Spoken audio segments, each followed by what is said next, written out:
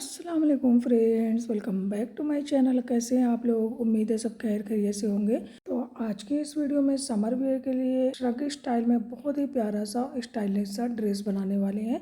इसके लिए हमने 2 शेड में कपड़ा लिया। ऊपर वाला लाइनिंग वाला जो पार्ट है कपड़ा है वो हमने 2.25 मीटर लिया और ये वाला कपड़ा हमने 2.5 मीटर लिया है। इससे हम टॉप और पैंट दोनों बनाएंगे तो कपड़े की चौड़ाई पनाह जो काफ़ी ज़्यादा है और इसको हमने डबल फोल्ड कर लिया है चौड़ाई में। अब इसकी चौड़ाई को एक बार चेक कर लेंगे तो इस तरह से 24 इंच इसकी चौड़ाई आ रही है। और अब इसकी लंबाई भी चेक कर लेंगे। 32 इंच इसकी लंबाई लेंगे और 2 इंच इसमें ऐड करेंगे फोल्डिंग के लिए। ये नीचे वाली कुर्ती रहेगी क्योंकि ये शॉर्ट रहेगी, ऊपर वाली हमारी श्रग इससे लंबी रहेगी। तो आप अपनी चॉइस के अकॉर्डिंग इसकी लंबाई घटा और बढ़ा सकते हैं। अब इसको 4 फोल्ड कर लेंगे और अपने साइज़ के अकॉर्डिंग इसकी मेज़रमेंट करेंगे। ये ड्रेस हम फुल साइज़ गर्ल्स के लिए बना रहे हैं। बच्ची हेल्दी है और आप अपने साइज़ के अकॉर्डिंग मेजरमेंट कर सकते हैं। ऊपर से पहले एक सीधी लाइन ड्रॉ करके कपड़े को कट करके सीधा कर लेंगे और अब 7 इंच विड्थ लेते हुए शोल्डर के लिए मार्क करेंगे। 3.5 इंच नेक की विड्थ के लिए मार्क करेंगे या 4 इंच पे मार्क कर लेंगे। यहाँ पे हम ब्रॉड नेक बनाएंगे क्योंकि ऊपर वाली श्रग हमारी जो नेक रहेगा वो पतला रहेगा, इसलिए नीचे वाला पार्ट जो रहेगा उसका नेक ब्रॉड रहेगा। आधा इंच शोल्डर को स्लोप डाउन करेंगे। 7 इंच आर्म होल लेंथ के लिए भी मार्क कर लेंगे। 9.5 इंच चेस्ट की विड्थ के लिए मार्क करेंगे प्लस 1 इंच स्टिचिंग का मार्जिन लगा लेंगे। आर्म राउंड का शेप करेंगे। 7 इंच वेस्ट लेंथ के लिए भी मार्क करेंगे। अब 8.5 इंच वेस्ट की विड्थ के लिए प्लस 1 इंच स्टिचिंग का मार्जिन लगा के इस तरह से क्रॉस में मार्किंग करेंगे। हिप लाइन तक इस तरह से हमें मार्क करना है 10.5 इंच पे और यहाँ से जो है इस तरह से क्रॉस शेप में मार्किंग कर लेंगे। सिंपल तरीके से इस कुर्ती की कटिंग करेंगे।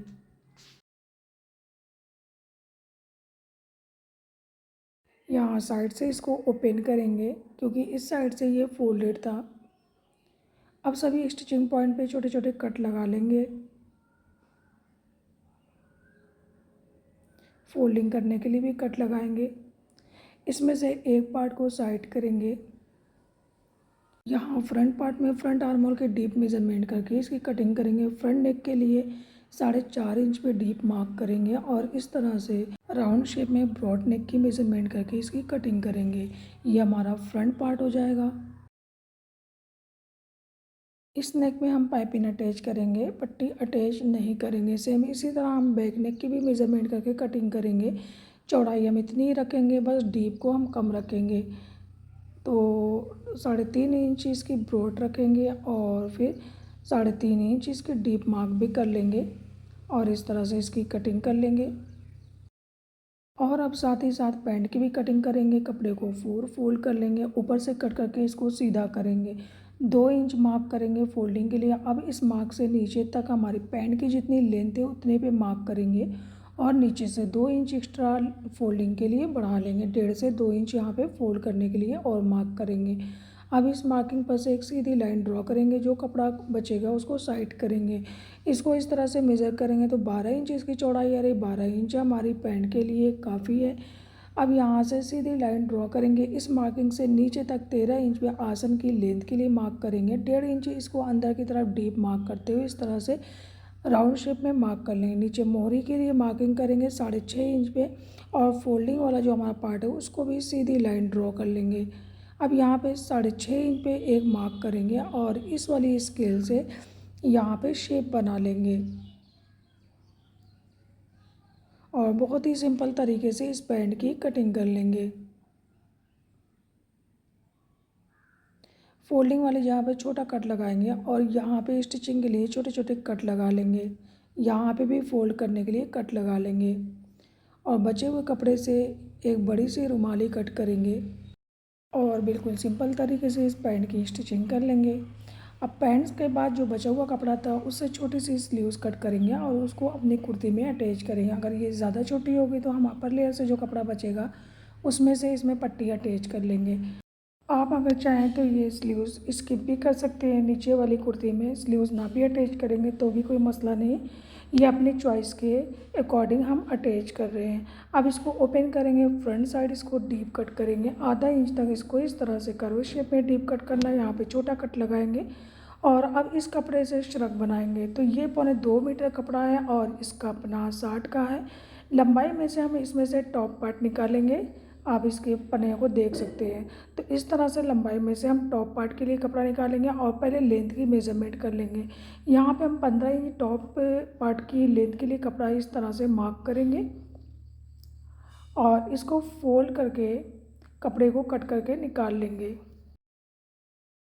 अगर आप मीडियम साइज़ के लिए बना रहे हैं तो 14 इंच टॉप लेंथ के लिए कपड़ा लें। हम यहाँ पे 15 इंच ले रहे हैं क्योंकि ये हैवी साइज़ गर्ल्स के लिए बना रहे हैं। यहाँ पे सीधी लाइन ड्रॉ करेंगे और इसको कट कर लेंगे।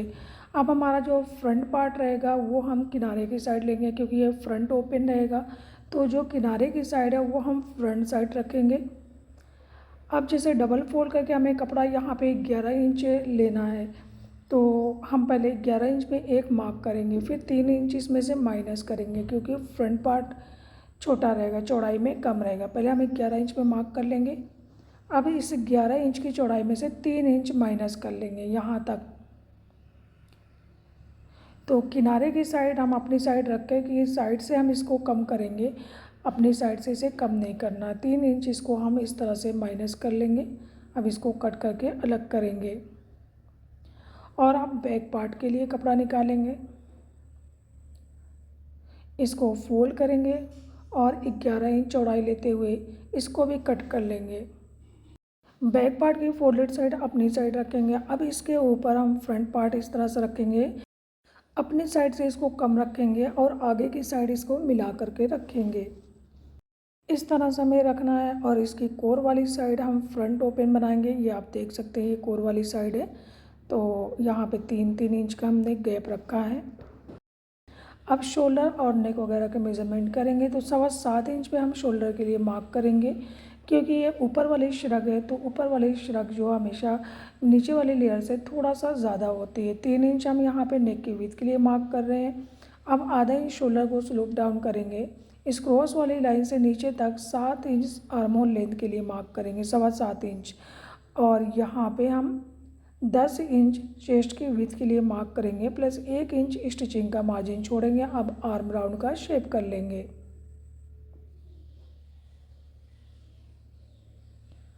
9 इंच वेस्ट की विड्थ के लिए मार्क करेंगे प्लस 1 इंच स्टिचिंग का मार्जिन लगाते हुए क्रॉस शेप में मार्किंग करेंगे। यहाँ से आधा इंच मार्क करेंगे और इस तरह से क्रॉस शेप में गोलाई में मार्क करेंगे। इस पार्ट की भी कटिंग कर लेंगे। सभी जगह पे छोटे छोटे कट लगाएंगे। अब दोनों पार्ट को अलग अलग रखेंगे। फ्रंट पार्ट में आर्म होल की डीप मेजरमेंट करके इसकी कटिंग कर लेंगे।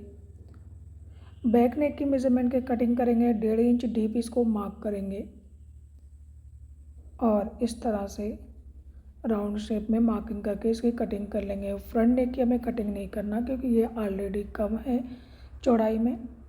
इस तरह से दोनों पार्ट को साइड रखेंगे